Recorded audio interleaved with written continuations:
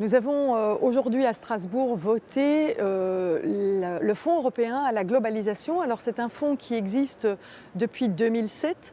Depuis 2007, ce fonds, qui est un fonds de solidarité européen à destination des travailleurs qui sont victimes de restructuration, ce fonds depuis 2007 a pu accompagner plus de 150 000 travailleurs qui ont été touchés par des restructurations d'entreprises, comme Caterpillar par exemple en Belgique, ou Ford Genk encore, ou d'autres entreprises dans tous les États membres qui, par le biais de la globalisation, par le biais de l'ouverture des marchés, ont été touchés effectivement par des restructurations d'entreprises. Alors ce fonds a été modifié et à l'initiative de la Commission et avec le soutien du Parlement européen, nous avons voulu le modifier sur plusieurs choses. La première, c'est bien entendu le rendre plus accessible pour les États membres, parce que quand nous avions un budget de 150 millions par an à destination des États membres pour pouvoir rencontrer les besoins des travailleurs, eh bien, à peine 75 millions étaient utilisés dans le cadre du Fonds européen. Et cela montrait qu'il y avait une difficulté administrative pour pouvoir rentrer une demande au fonds.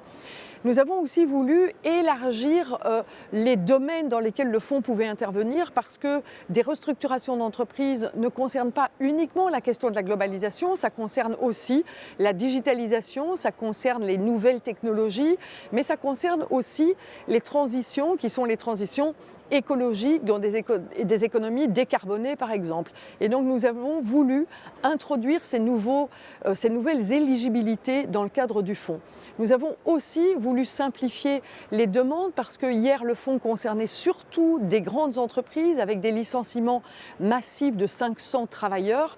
Aujourd'hui, nous avons opté pour avoir un fonds qui touche directement des plus petites entreprises jusqu'à des seuils qui sont des seuils de licenciement maximum de 200 travailleurs qui peuvent se retrouver dans plusieurs entreprises, dans plusieurs secteurs ou dans plusieurs régions. Et donc, les modifications que nous avons apportées devront faciliter l'accès aux fonds pour les États membres et donc aider plus facilement les travailleurs dans l'élaboration et dans l'établissement de cellules de reconversion qui sont des formations pour les travailleurs, des recherches actives d'emploi.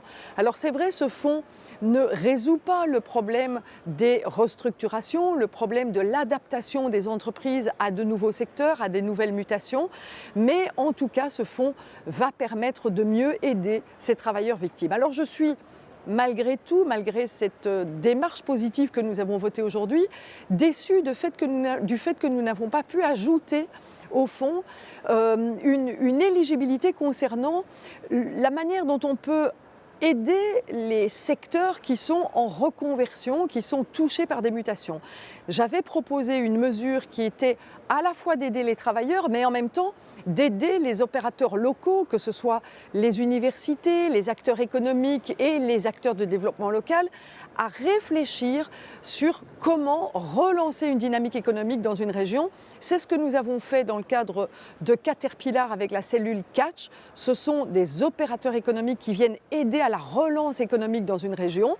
C'est une proposition que j'avais formulée en tant que rapporteur de ce dossier. Et malheureusement, et de manière assez surprenante, que ce soit le groupe des Verts, mais aussi les libéraux et les conservateurs, le PPE, n'ont pas voulu soutenir cette démarche qui est une démarche finalement de création d'emplois au niveau des territoires avec les opérateurs économiques. J'avais le soutien de la gauche radicale, j'avais le soutien du groupe socialiste et démocrate, mais malheureusement pas le soutien de ceux qui devraient normalement, le plus naturellement, soutenir un dispositif tel que celui-là, n'ont pas voulu le faire ici au Parlement européen. Je le regrette, c'est une opportunité manquée, mais j'espère en tout cas que dans le cadre du Fonds européen aux transitions, c'est le nouveau nom maintenant que nous avons donné à ce fonds, nous aurons la possibilité de collaborer avec les différents dispositifs régionaux. Merci.